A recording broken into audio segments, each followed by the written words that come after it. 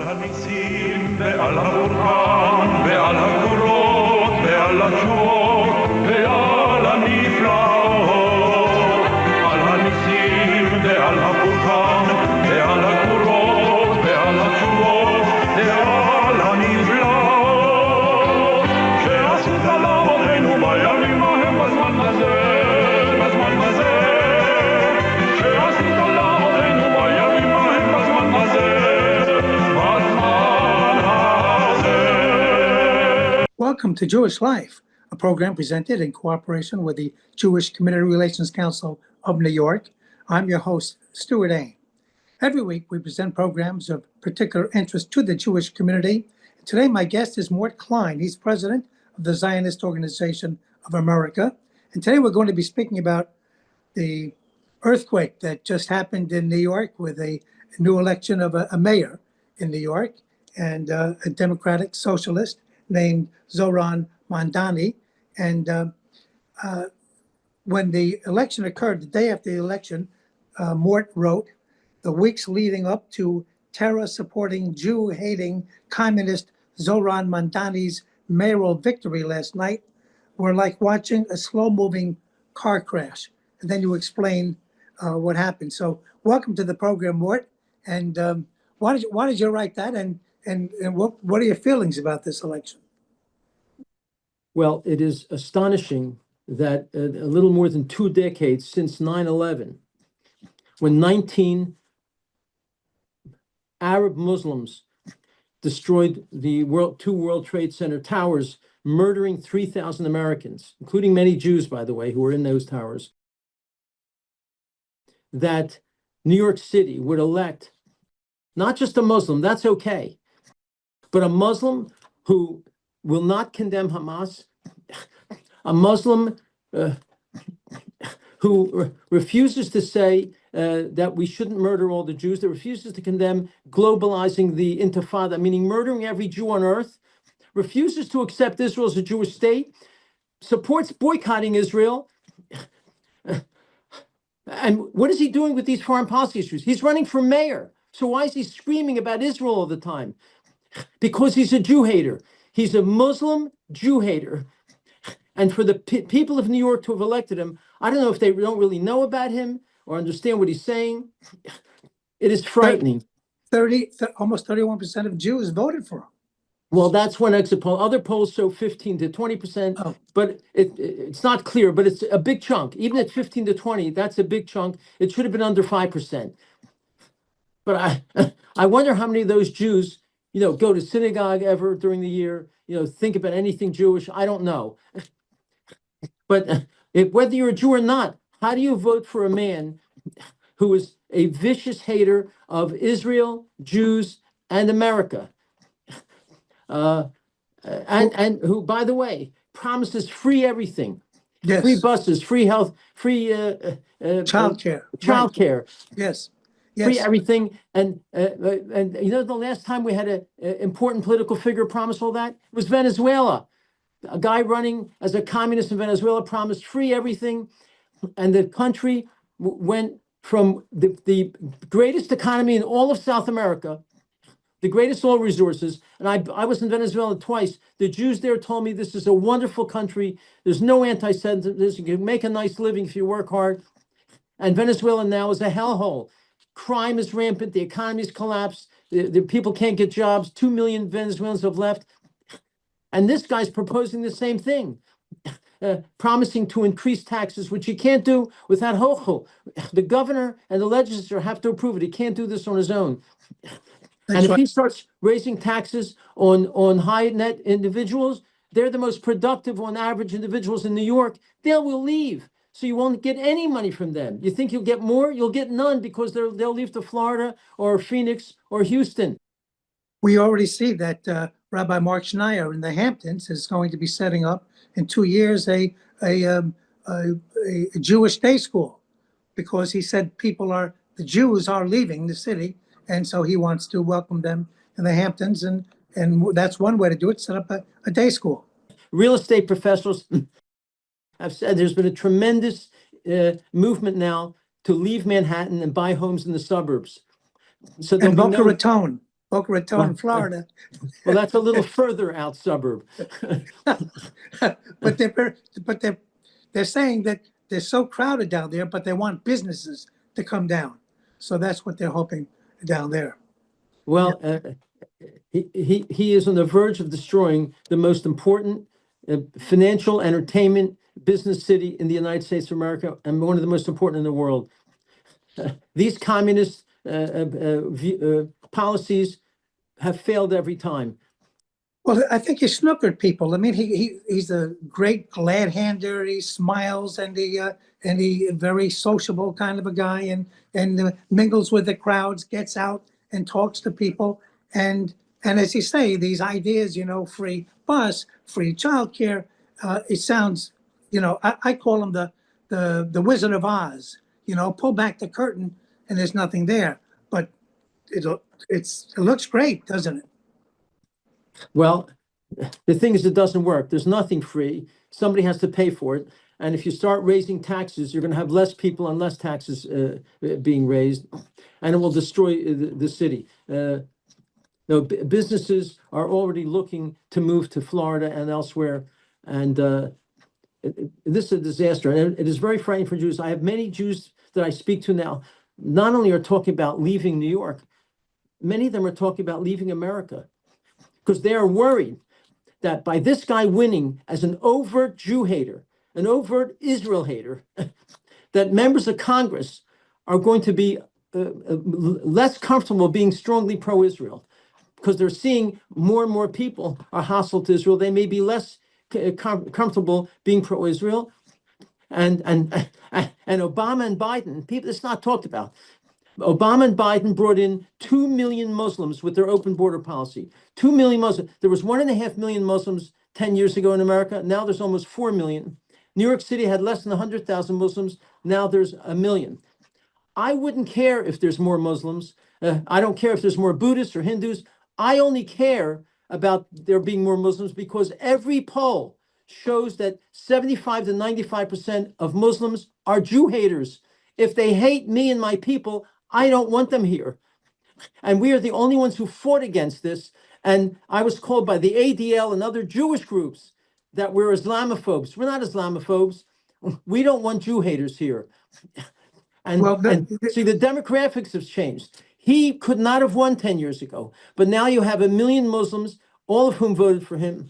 And you have a dramatic reduction in the number of conservative citizens, American citizens, leaving New York over the years. And that's why this guy is able to win. The demographics have changed. Well, the Jewish community wasn't silent. There was a letter signed by almost 1,200 rabbis, and it was endorsed by another almost 3,000 Jews, denouncing Mamdani's refusal to condemn slogans calling for violence against Jews, globalize the Intifada, and thousands of letter signers also condemned Mamdani's denial of Israel's legitimacy, scurrilous false, I'm reading your letter now, scurrilous false accusations that Israel was committing genocide, delegitimizing Jewish community, encouraging the hostility toward Judaism and Jews, and get out the vote efforts to try to thwart this apparently failed. He won by more than 50%, more than 50% of the New York voters, more than 2 million votes. He won. This letter was too little, too late. Where were they months ago?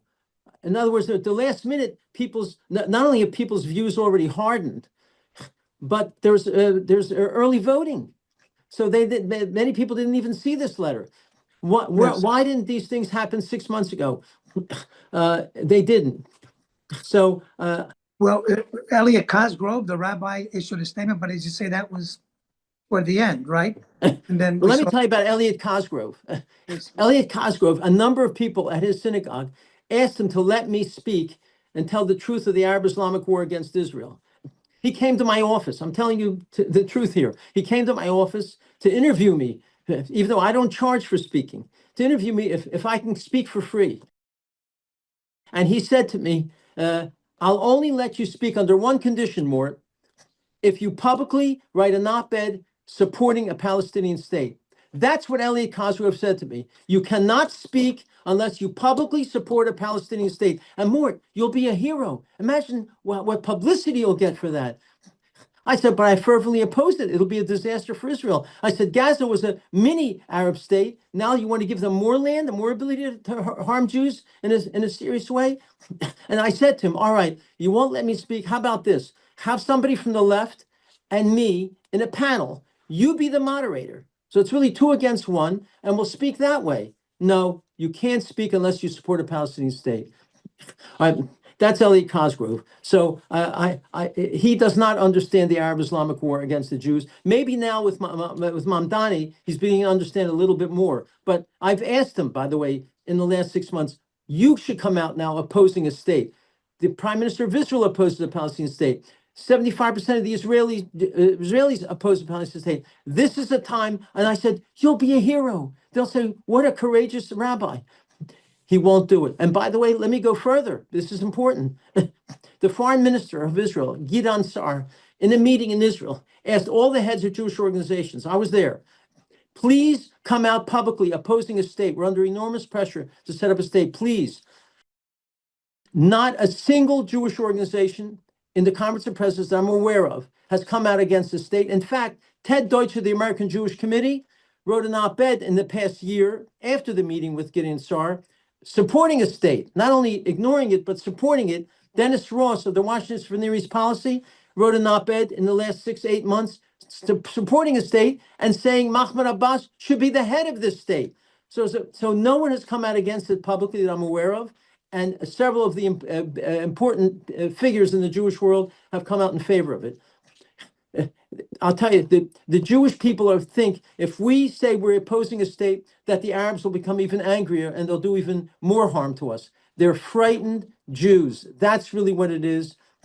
And that's why they didn't come out till the last 2 weeks against Mamdani, because I believe they had a fear. If we start attacking Mamdani, we'll get the Muslims even angrier at us. No, we want people who hate us, we have to oppose. The fact that he's a Muslim is not relevant if he was a man who does not hate us and promote our murder. I mean, globalize the Intifada. He was asked 3 times to criticize it. And finally, after the 3rd time, he said, well, it's not language I would use. That's not condemning it. That's not condemning it. No, this is a very bad... Explain what globalize the Intifada means. Intifadas in Israel was violent, murderous uprising where almost 10,000 Jews in Israel have been murdered or maimed. An intifada is violent attacks to maim and murder Jews. And this screaming globalize the Intifada means globalize murdering Jews all over the world. And that includes you and me and all the Jewish people watching the show. And this man wouldn't say, of course I oppose it. I oppose condemning Israel. In fact, if you saw in the thing I put out, I said what we need to do is globalize Zionism. We need to globalize Zionism, that the whole world should understand that the Jews have a right to this little small state. I mean, there are 57 Muslim states, 22 Arab states. The Jews can't have one little state that's smaller than New Jersey, and yet they won't allow it. Because the Hamas Charter, Article 7, calls for the murder of every Jew. Do people know this? Article 7 calls for the murder of every Jew all over the world. Article 13 calls for the destruction of Israel. The Quran, in the Hadith of the Quran, publicly says to seek out the Jew, whether he's behind a rock or a hard place, and kill him. The Quran. So this is a religious demand to kill Jews and to hate non-Muslims. This is a very dangerous, and the goal is not simply to have a mayor of New York. The ultimate goal, as Mahmoud al-Zahar, the co-founder of Hamas, said in a podcast in the past year, he said, first we're going to kill all the Jews, but next we're going to kill all the Christians, because our goal is to Islamicize the world, make the world a Muslim world with Muslims running it. People have to understand this is the goal. And if you can see in Europe, you have Muslims who have moved into Europe, France, England, Germany, and you have horrible crime, rape. It is not the wonderful cities they used to be. And we have to learn from that. But I see we're not learning from that. Donald Trump understands it.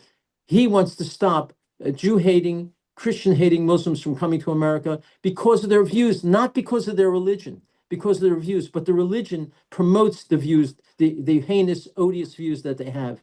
And it's high time we do something about it. That's why I begged Hayas. Hayas used to be called the Hebrew Immigrant Aid Society. Now it's called just Hayas. Why? Because they don't help Jews very much. Overwhelming part of their work, Hayas, is to bring Muslims to America, Muslims who hate us to America. And that's why we've been fighting Hayas for a long time now. President Trump, in the ceasefire agreement that he arranged to stop the fighting, calls for the disarmament of Hamas. They've refused. They continue to bear the weapons. They're saying they're not going to disarm, and yet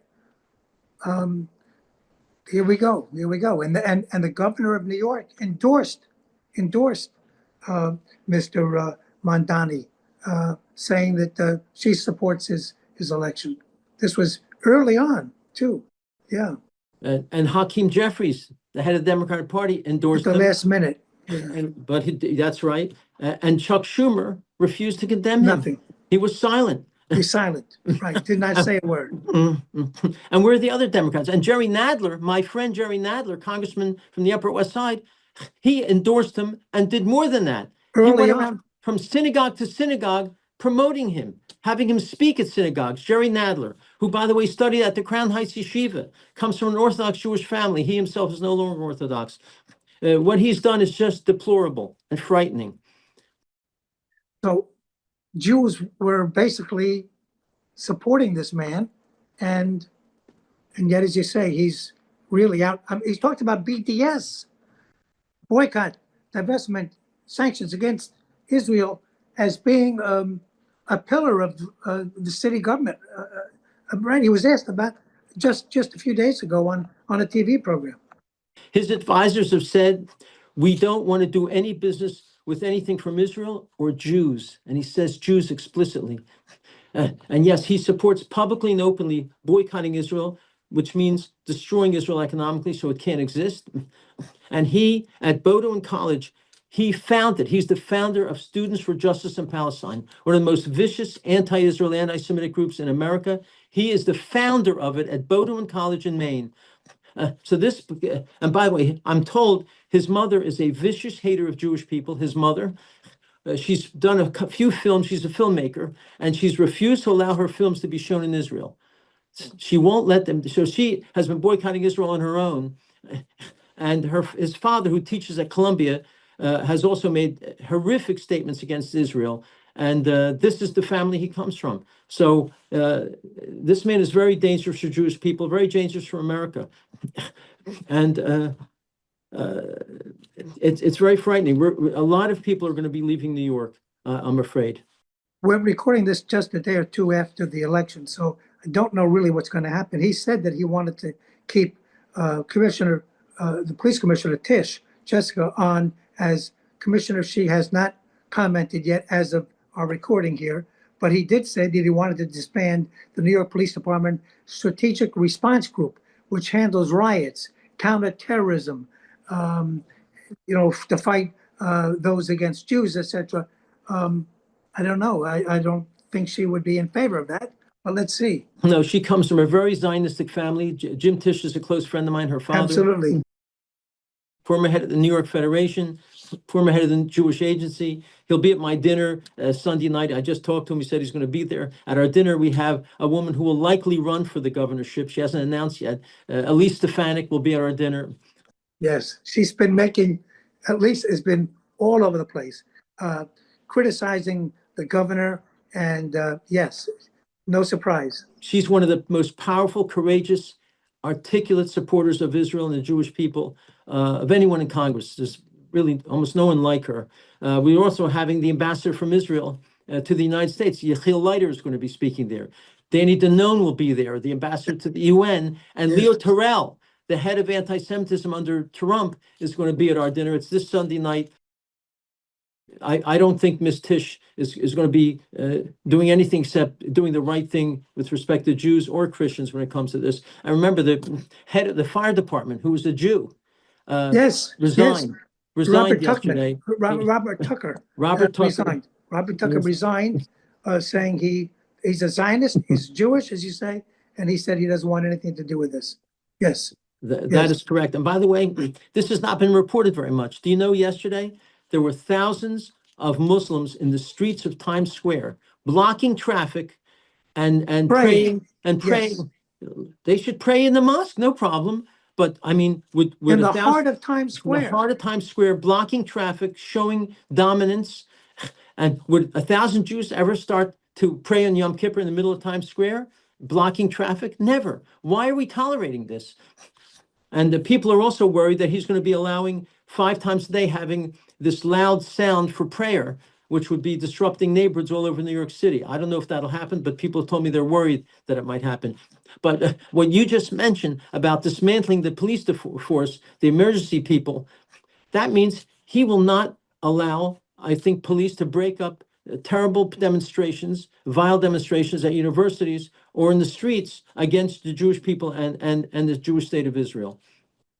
He's also called for a boycott of New York City's Cornell Tech for its relationship with the Technion Institute. I believe they're over on Roosevelt Island, right? They've had a program over there for a number of years.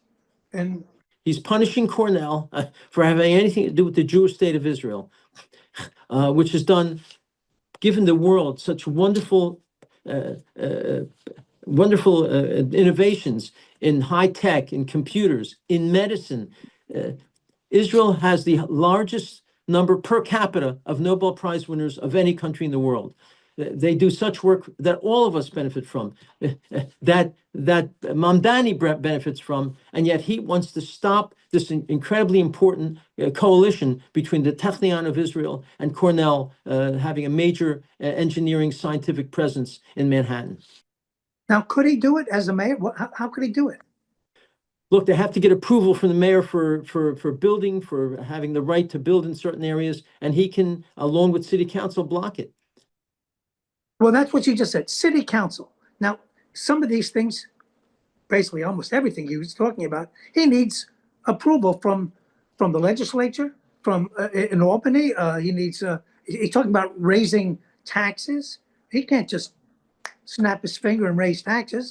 He needs approval from lawmakers. How is he going to get that? Well, in the city, you have a very left-wing city council in the city.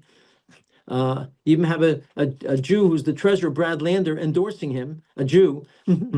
Yes. And city council is left-wing to begin with, and they don't want to cross a mayor so readily. So they will be inclined to want to go along with him. So I'm afraid that he'll be able to control city council for some of his heinous acts. That worries me. The state legislature is something different. That'll be a lot more difficult, especially since Hochul has said she does not want to raise taxes. So I don't know if she'll change her mind, but he cannot raise taxes without Hochul's approval. No, he said, don't worry. For corporations, I only want to raise it to the same level as New Jersey. But New Jersey has the highest corporate taxes in the United States. So this is not a lovely thing to just say it'll only be what New Jersey is. And New Jersey has lost lots of corporations because of their high taxes. Do you think the stock exchange will move? I don't know. I can tell you this. JP Morgan now has more employees in Texas than they do in New York. They've moved most of their employees to Texas, JP Morgan. This fellow, Griffith, had a major presence, is now in Florida, and many businesses are moving down to Florida. And ultimately, if you get enough people leaving, you could lose the New York Stock Exchange, which would be devastating for New York City. Yeah. Where are they going in Texas? Austin? Austin, Houston, Dallas. Mm-hmm. So, and there's no state income tax in Texas, no state income tax. And also in Florida. And in Florida, no state income tax. Sounds And New York attractive, City, right? New York City has among the highest personal income taxes of any state in the United States. New York State. New York Yes, State, New York and New State York does. City, and New York And City. New York City too, right? That's right. If you work in the city, then you're paying city taxes and state taxes. And so, exactly. So what do you see in the future here? Look into your crystal ball. One of the most difficult things to predict is the future. I'm just hoping that the city council will come to their senses and realize that this will destroy New York City if we follow his, what he wants to do, and that there'll be enormous pressure. I'm hoping that the media will start attacking any of these insane policies. But it didn't happen in Venezuela. It all went through, and London, Paris, Germany, they have made a real negative impact on those three countries. And I'm very worried we're going to see a negative impact. I know many of my friends are already looking to move out of the city to the suburbs or out of the state completely.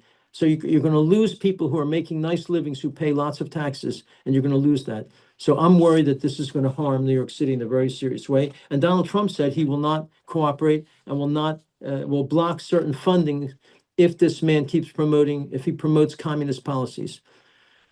So So needless to say, you don't see this as a wave. People say, oh, maybe this is the wave of the future. This is, we're going to see democratic socialists in other cities running as well.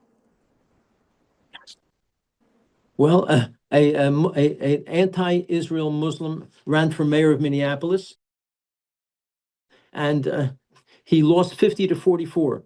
So this is an unknown guy who almost became mayor of Minneapolis. And Dearborn has become a totally Muslim city. There's the mayor of one of the significant cities in Texas is a Muslim. These are people who are very hostile to Jews in Israel. It's not like a different religion.